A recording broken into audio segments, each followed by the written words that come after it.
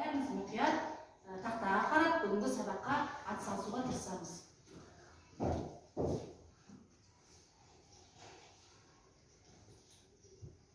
Сабағымыздың тақырыбы д дыбысы мен әріпі.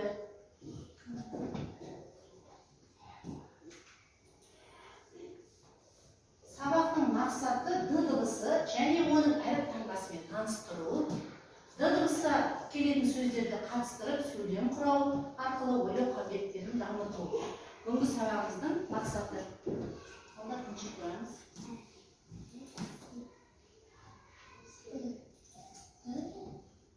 Психологиялық дайындық. Бәріміз жайлап орнымыздан тұрайық. Күннің көзі ашылып, көкке шуақ шашылсын. Құтты қонақ келіпті, төрімізге амандасу үлкенге, тәрбиенің басы ғой. Ал қанекей бәріміз сәлем дейік үлкенге. Жақсы отыра қойды балалар.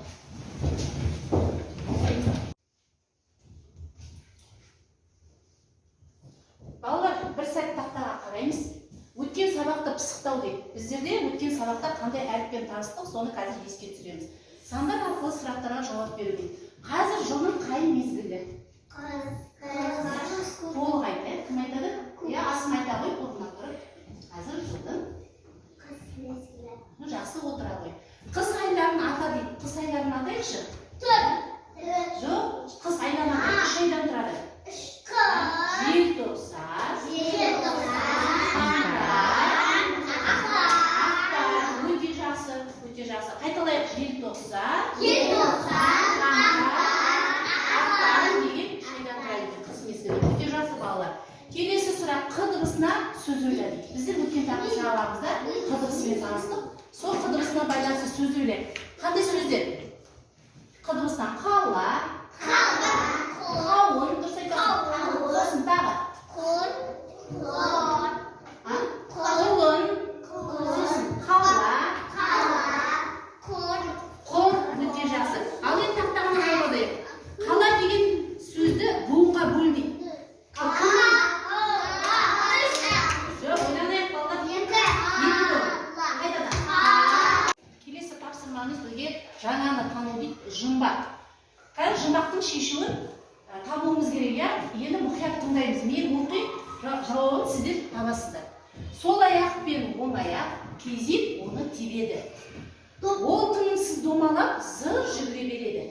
Өте жақсы балалар. Теріс шешуін таптыңдар. Доп сөзінде ең бірінші қандай дыбыс естілді? Д дыбысы. Өте жақсы балалар.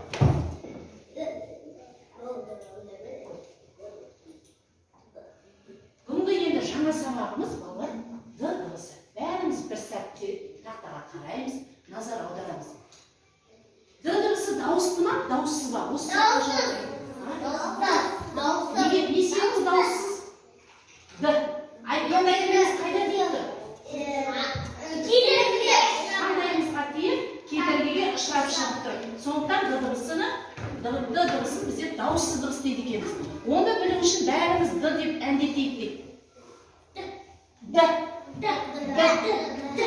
Әндетіп созылып айтып тұр ма? Жоқ, кедергіге ұшырап шығып. Қандай кешімен белгілейміз? Д дыбысы? Балдар, қандай текшемен белгілейміз? Дауыссыз көп текшемен белгілейміз. Ал енді тағы да бір сәт тапсырмаға назар аударамыз. Д дыбысының сөздің ішінде орналасуы дейді. Мына жерде біздерде әріп жасырынған, иә? Соны табуымыз керек. Мына жерде. Қандай дыбыс жоқ деп ойлайсыңдар? Өте жақсы. Д дыбысы сөздің қай жерінде кездесіп тұр? Ортасында. Өте жақсы. Мынау балалар бидай деген сөз екен. Д дыбысы сөздің ортасында кездесіп тұр.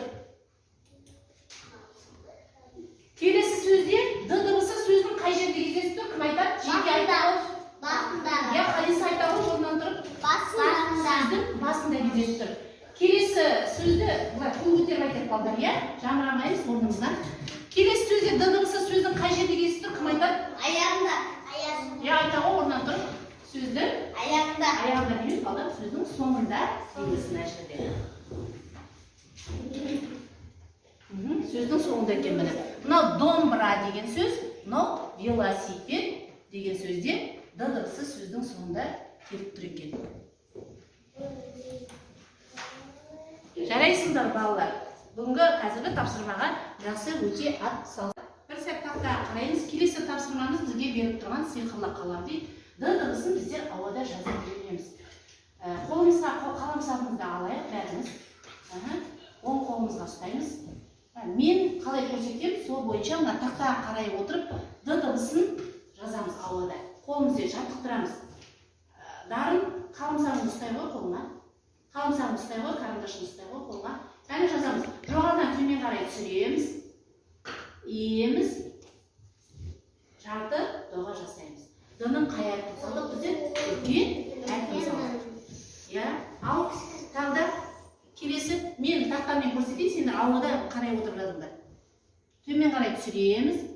Жарты доға жасаймыз. Д әріпінің қай әріпін жаздық бізде? Үлкен. Енді кіші әріпін жазып көреміз. Дөңгелек дейміз. Төмен қарай түсіреміз. Д әріпінің қай таңбасын жаздық? Кіші әріп таңбасын жаздық. Өте жақсы балалар.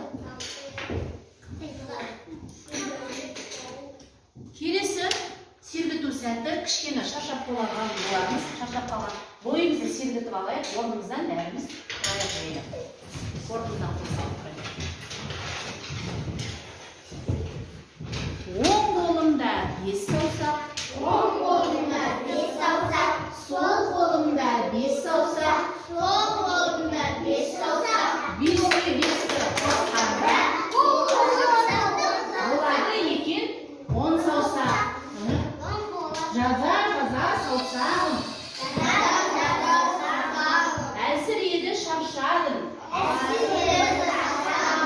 Оңға солға бұрамыз. Сосын қайта жазамыз.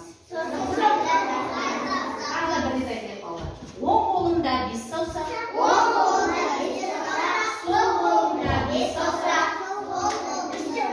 5-ке 5-ті қосқанда болады екен 10 саусақ.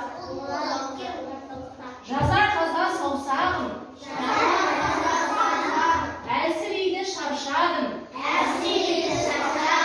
Оңға солға бұрамыз.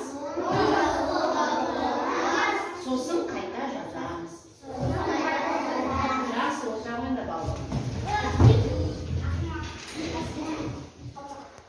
Балалар, қазір бізде топтық жұмыс болады. Топтық жұмыс. Біз неше топ болып отырмыз? 3 топ болып отырмыз, солай ма? 3 топ болып отырмыз. Сол 3 топқа мен қазір тапсырма беремін.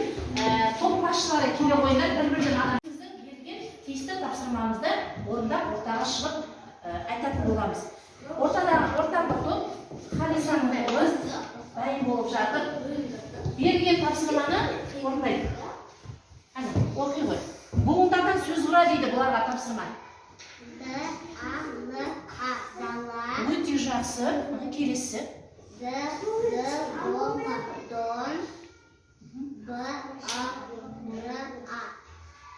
Наға деген сөз шықты?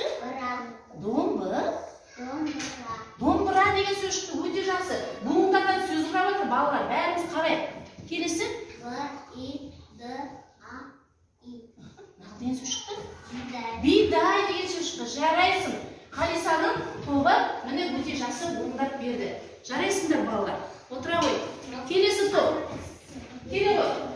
Бірінші топ, екінші топ орындады. Бірінші топ келе қойды. Кім келеді? Ержан.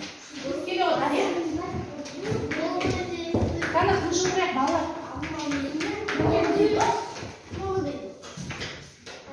Бұл топқа берген тапсырма балалар.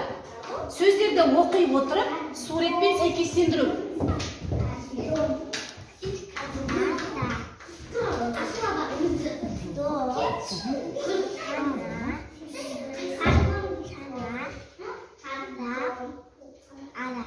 Өте жақсы.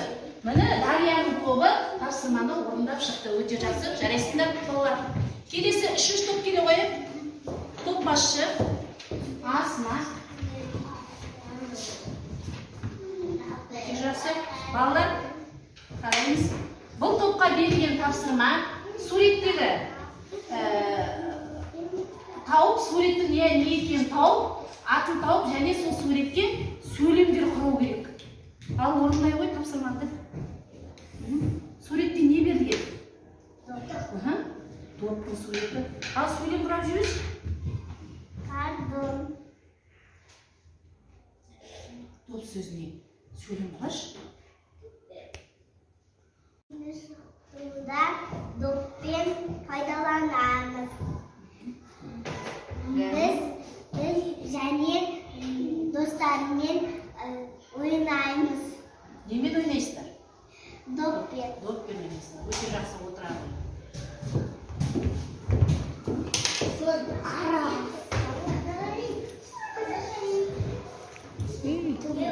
Жарайсыңдар балалар. Бүгінгі үш топ жақсы өздері атсалысып, өздеріне тиісті берген тапсырманы жақсы орындап шықтыңыздар. Жарайсыздар балалар. Енді қорытындылау сабағымызды қорытындылай келе, дос сөзінде бірінші қандай дыбыс естіп тұр балалар? Д дыбысы естіп тұр. Қарай, Арсен, қарай, тақтаға қараймыз. Бүгін қандай дыбыспен таныстық балалар біздер? Д дыбысымен таныстық. Д дыбысы қандай дыбыс? Қандай дыбыс? Дауыссыз дыбыс, өте жақсы. Оны біз қандай текшемен белгілейміз? Текшемен белгілейміз. Өте жақсы балалар. Бүгінгі сабақ сендерге ұнады ма балалар? Әрине ұнады. Қандай әсер алдыңдар? Өз әсерлеріңді мына смайликтерге білдіріңдер. Қандай смайликпен білдіреміз өзіміздің? Әлі көрсетейік бәріміз. Бүгінгі сабақтан алған әсерімізді өте жақсы. Төмен бе? Жоқ, керісінше. Өте жақсы балалар.